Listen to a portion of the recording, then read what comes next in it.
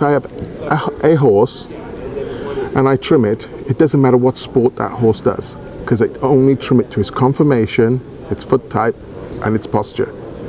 So then I can put on appropriate shoes. I can put shoes on with more traction.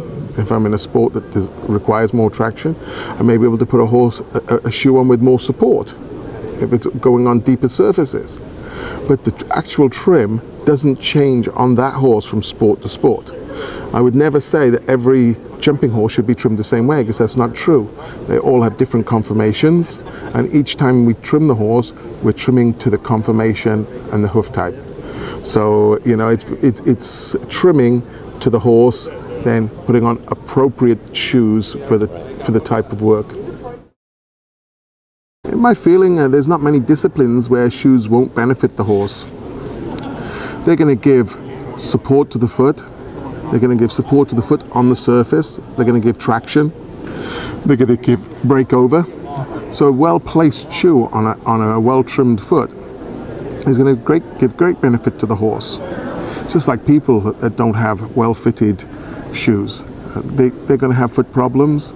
They're going to cause problems with their hips and higher up their body. So good farriery is of benefit to horses.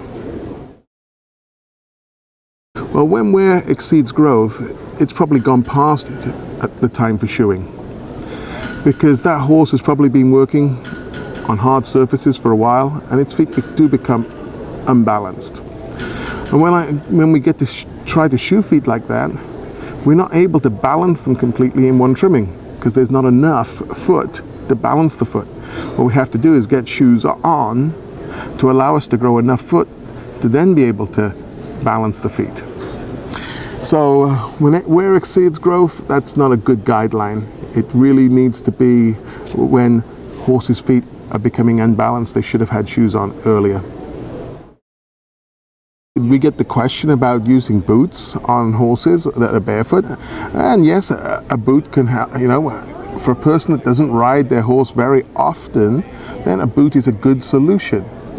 But what they have to remember is a boot does change the biomechanics of that foot quite considerably.